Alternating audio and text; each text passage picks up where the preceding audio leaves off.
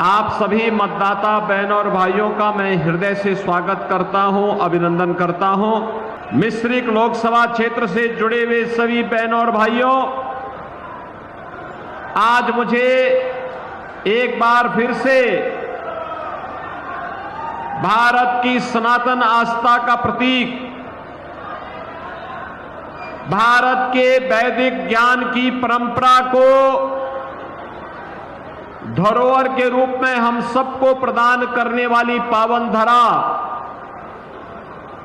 मां ललिता के इस पावन भूमि पर, जिसे महर्षि दधीचि ने अपनी हड्डियां दान करके दैवीय शक्तियों की विजय के संकल्प की भूमि में के रूप में आगे बढ़ाया था, ऐसी पावन धरा नैमिषारण्य को मैं नमन करते हुए आप सबका हृदय से अभिनंदन करता हूं। बहनों और भाइयों, ये नैमिष का ही महत्व है कि आज दुनिया जनपद सीतापुर और उत्तर प्रदेश की तरफ देख रही है। जब भी कोई रामद्रोही राम के अस्तित्व को नकारने का प्रयास करता है तो नैमिष सामने आ खड़ा होता अपने प्रमाणों के साथ कि मेरे पास शास्त्रीय प्रमाण है, मैं तुम्हें प्रमाण देता हूं। तुम्हारी दूषित बुद्धि राम के अस्तित्व को, कृष्ण के अस्तित्व को नकारेगी, लेकिन मेरे प्रमाण अकाट्य हैं, इसको कोई नकार नहीं सकता है। यह साहस केवल नैमिषारण्य की धरती कह सकती है। बहनों और भाइयों, एक फैशन सा बन गया है भारत की सनातन संस्कृति को गाली देने की,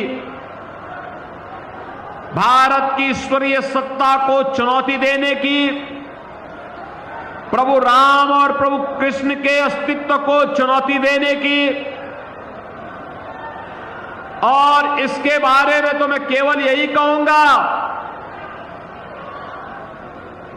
कि विनाश काले विपरीत बुद्धि, जब किसी की बुद्धि विपरीत होती है तो प्रभु सत्ता को चुनौती देता है, सनातन धर्म को गाली देता है और आपकी आस्था के साथ खिलवाड़ करता है।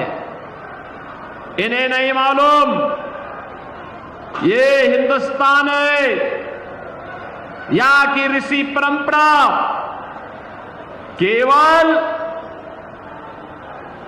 यज्ञ हवन तक ही अपने आप को सीमित नहीं करती थी, केवल अपना व्यक्तिगत आध्यात्मिक साधना तक ही सीमित नहीं रहती थी। शांति काल है तो शास्त्र का चिंतन करता रहा है, और विपत्ति काल रहा है तो शस्त्र का संधान भी करता रहा है।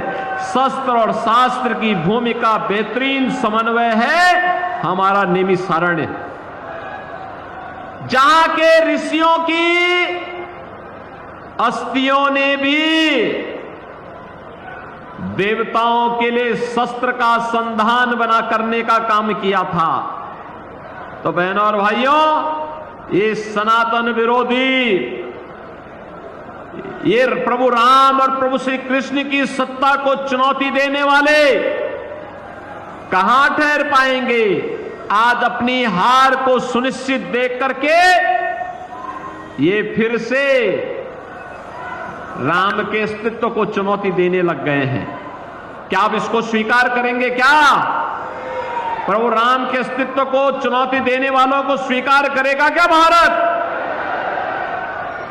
और बहनों और भाइयों, मैं इसीलिए आज आपके पास आया हूं आपसे कहने के लिए, नैमिषारण्य के विकास के लिए भारतीय जनता पार्टी की डबल इंजन सरकार ने विकास के जो कार्य प्रारंभ किए हैं, आज आप देख रहे होंगे जैसे एक नई अयोध्या नजर आ रही है, ऐसे ही एक नया नैमिषारण्य हम सबको दिखाई देने लग गया है।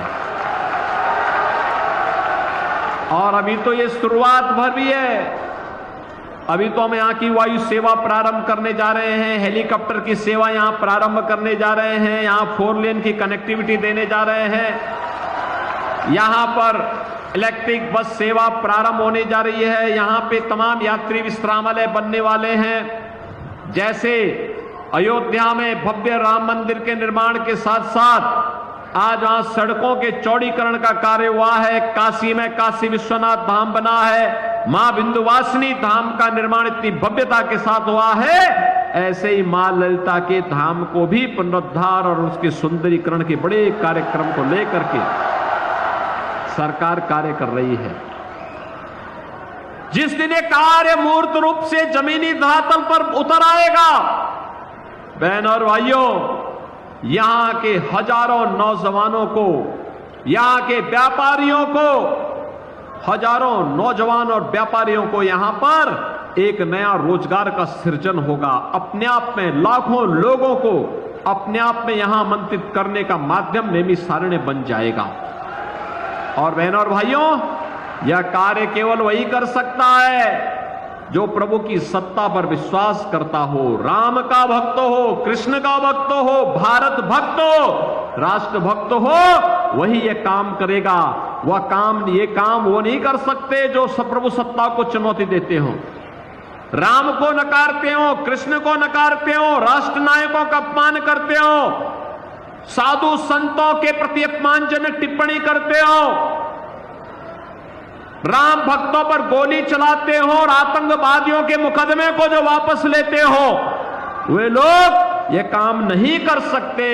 ये काम तो केवल राम भक्त ही कर सकते हैं और वह काम केवल भारतीय जनता पार्टी ही कर सकती है। और यही कहने के लिए बहनों और भाइयों आज मैं आपके बीच आया हूं। आपने देखा होगा बदलते हुए भारत को मोदी जी के नेतृत्व में आज एक नया भारत का दर्शन पूरा देश कर रहा है।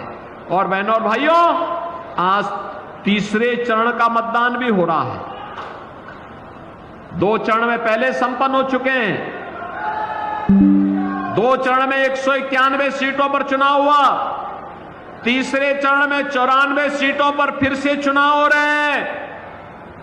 यानी आज के बाद आधा चुनाव संपन्न हो चुका होगा। आधा चुनाव संपन्न होने का मतलब जो दुनिया देश की आवाज है, फिर एक बार 400 पार, फिर एक बार, फिर एक बार। ये जो 400 पार का जो लक्ष्य है बहनों और भाइयों, यह नजदीक आ चुका है। और इसके लिए आप सबको लगना पड़ेगा। एक एक सीट का हिसाब रखना पड़ेगा। और तब फिर एक बार मोदी सरकार भी आएगी और अब की बार 400 पार का लक्ष्य भी पूरा होगा। हमारी पीढ़ी बहनों और भाइयों सौभाग्यशाली है। हमारी पीढ़ी सौभाग्यशाली है।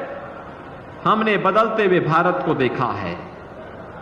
आप कह सकते हैं, वर्तमान पीढ़ी कह सकती है, वर्तमान नौजवान कह सकता है, वर्तमान नागरिक कह सकता है, हमारे ऋषि मुनियों को, संतों को, साधु संतों को, जिन्हें इस लोक में अपने भक्तों को और परलोक में अपनी गुरु परंपरा को जवाब देना होगा। वे कह सकते हैं कि हमने वह काल देखा है जब प्रभु राम अयोध्या में विराजमान हुए हैं, जिसके लिए पीढ़ियां खप गई, लेकिन हमने अयोध्या में वह दिन देखे हैं।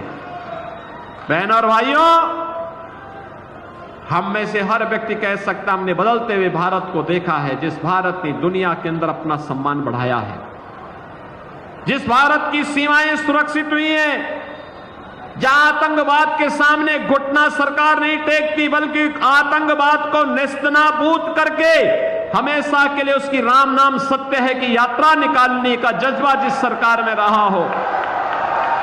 हमने उस सरकार को देखा है जिसने भारत विरोधी वे सभी प्रावधान समाप्त किए, चाहे वह धारा 370 का मामला हो, चाहे वह इस देश के अंदर आतंकवाद और नक्सलवाद की जड़ जहां भी खड़ी रही, उस विषबेल को नष्ट करने के लिए भारतीय जनता पार्टी के नेतृत्व की मोदी जी की सरकार ने वे सारे उपाय आने वाली पीढ़ी के भविष्य के लिए कर दिए हैं।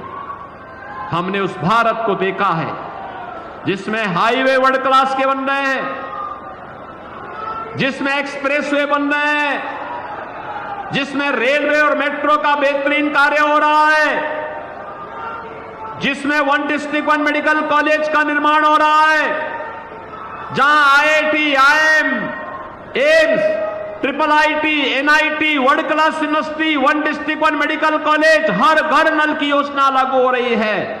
और हमने उस भारत को देखा है जिस भारत में 80 करोड़ लोग राशन की सुविधा का फ्री में लाभ प्राप्त करते हैं। बहनों और भाइयों, यही भारत था 14 के पहले गरीब भूख से मरता था, किसान आत्महत्या करता था, नौजवान पलायन करता था, बेटी और व्यापारी सुरक्षित नहीं थी। 2014 के बाद मोदी जी के नेतृत्व में कितना परिवर्तन हुआ है। 80 करोड़ लोग फ्री में राशन की सुविधा का लाभ प्राप्त कर रहे हैं। 60 करोड़ लोगों को आयुष्मान भारत में 5 लाख रुपए की स्वास्थ्य बीमा का कार्ड मिल चुका है। हर साल 5 लाख रुपए की फ्री में दवा करा सकते हैं।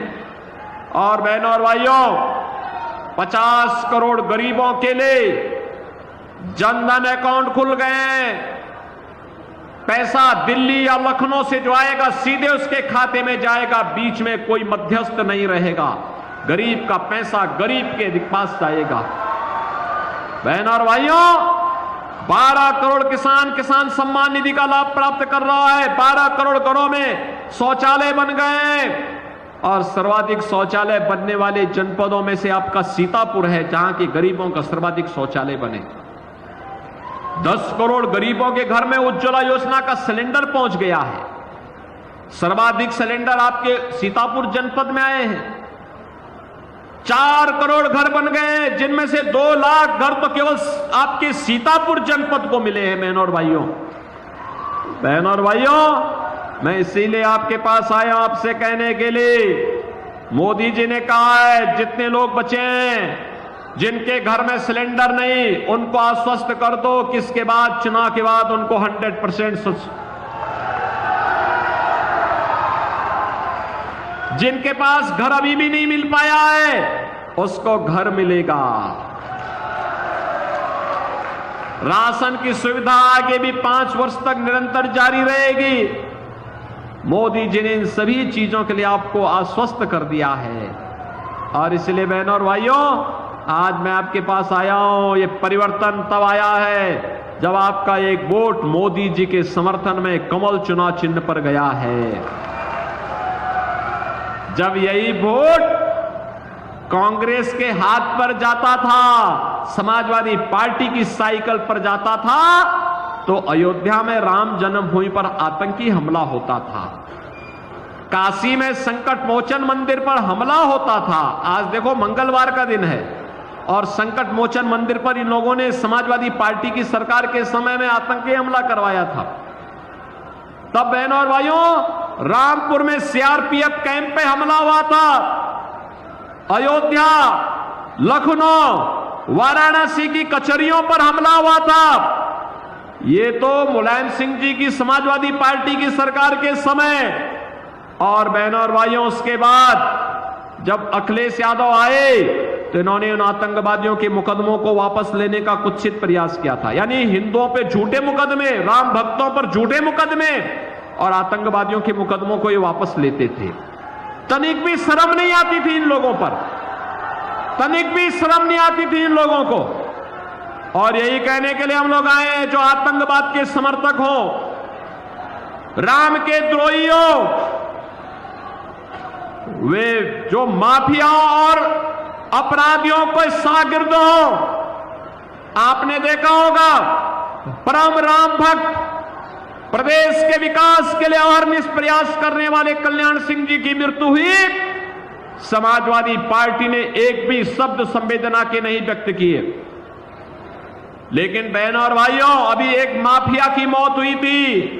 उस माफिया के मरने पर फतिया पड़ने के लिए समाजवादी पार्टी के लोग उसके घर में गए थे। ये राम भक्तों के विरोधी है, ये माफियाओं के समर्थक हैं, ये राम भक्तों पर गोली चलाते हैं और आतंकवादियों के मुकदमों को वापस लेते हैं। इन लोगों से बदला लेने का समय है ये महापर्व चुनाव। अपना एक एक वोट ऐसा ठोकिए, ऐसा लगाइए कि ये आतंकवाद समर्थक हमेशा के लिए भारत की चुनाव की प्रक्रिया से गायब हो जाए, वो आपके चुनाव से लड़ने का हिम्मत ही न करने पाए। सहमत हैं? सहमत हैं?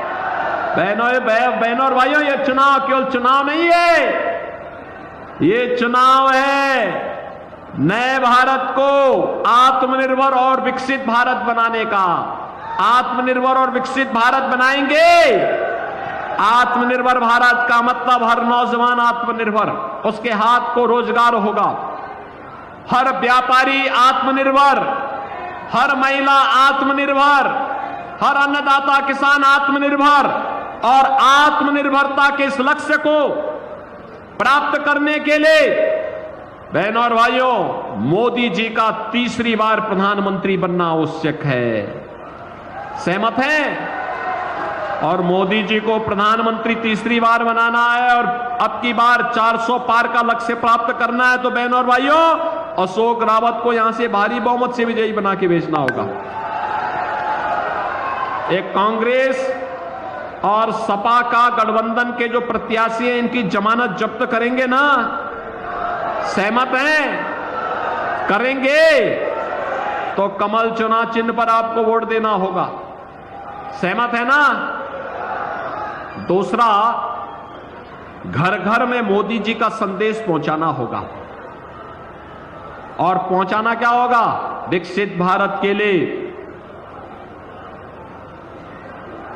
आस्था का सम्मान करने के लिए, गरीब कल्याण के लिए, सुरक्षा और समृद्धि के लिए कमल आवश्यक है।